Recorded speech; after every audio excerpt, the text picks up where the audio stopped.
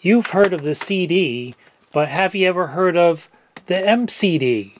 They also called it an official singing mini CD. Not to be confused with 3-inch CD singles, which are also commonly called mini CDs or mini discs. These were toy keychains aimed at children, giving you music on the go. This may remind you of hit clips, but MCDs actually came out first. They were announced in October 1999 by a company called Yaboom, whereas hit clips weren't launched until August 2000.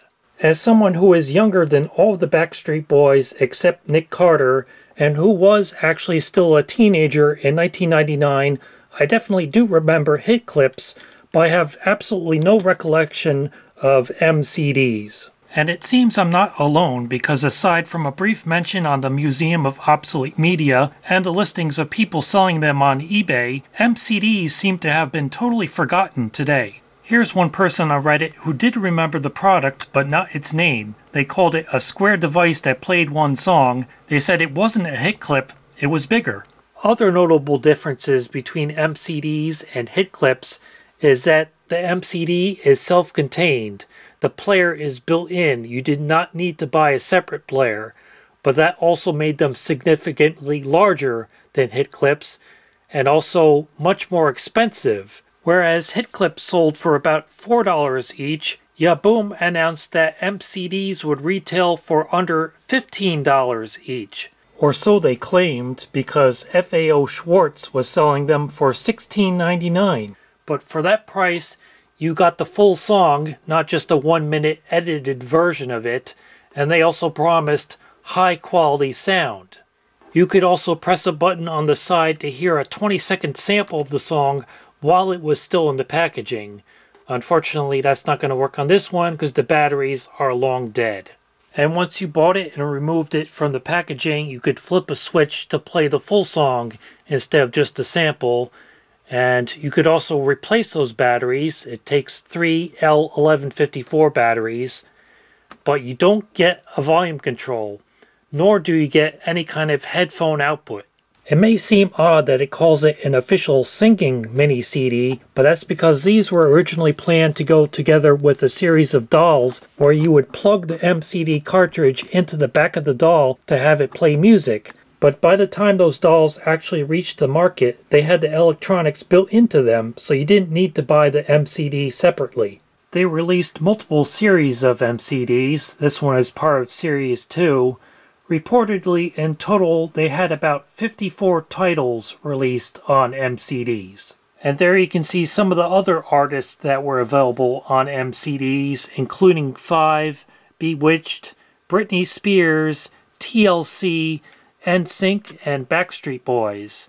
But at $15 each, it would be awfully expensive to collect them all. Copyright 1999 by Yaboom Limited, which was based in Hong Kong.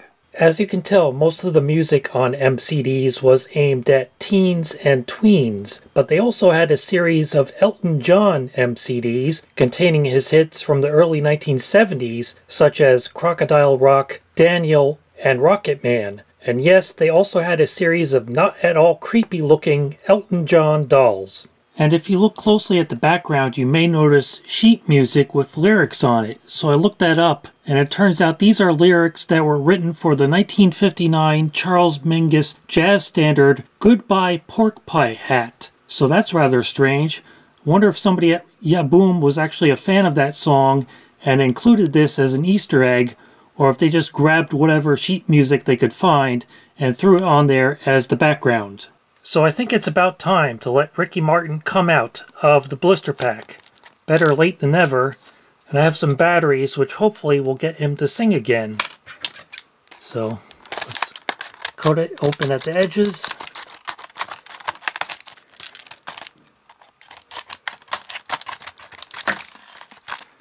Luckily this is not that industrial strength blister pack that a lot of products use to make it impossible to open.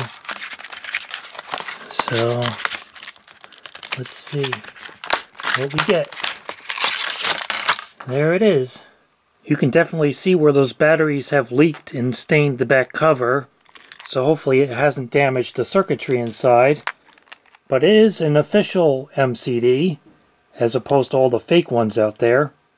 I don't know if all the MCDs were numbered sequentially in order of release, but this one is number 26. Now let's get rid of those old leaky batteries.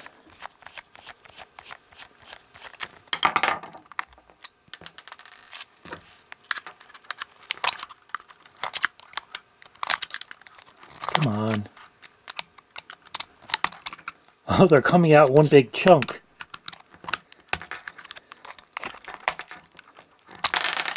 Alright, now let me clean that up. Luckily the corrosion on the battery terminals was minimal, so let's pop in the new batteries.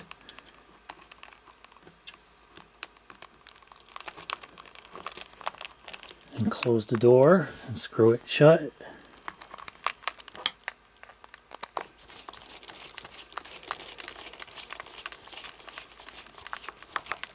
Okay, let's see. I think this position gives you the 20-second sample, so let's see if that works.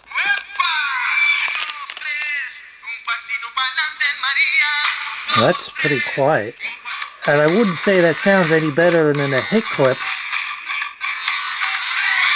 I don't know if you can even hear that over the background noise in a store, as they intended to let you hear the sample before you bought it.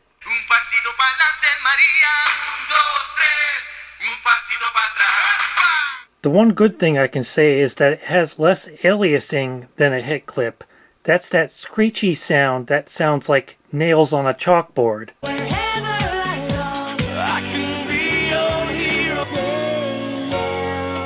I understand it's a toy and not a piece of hi-fi equipment, but flipping heck. And in case you started playing but you don't want to hear the whole thing, you can just push the button again and it stops. Now I'll use a telephone pickup coil which picks up the sound magnetically instead of acoustically from the speaker to give you a better representation of what's actually recorded on the memory chip inside this, because Yaboom claimed to use a revolutionary compression technique on these MCDs.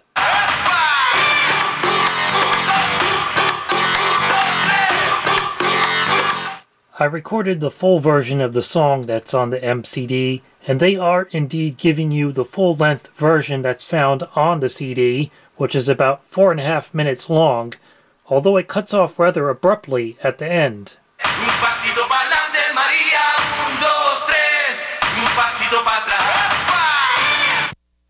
With these screws on the back, it seems like it was meant to be taken apart, so that's what I'll do now.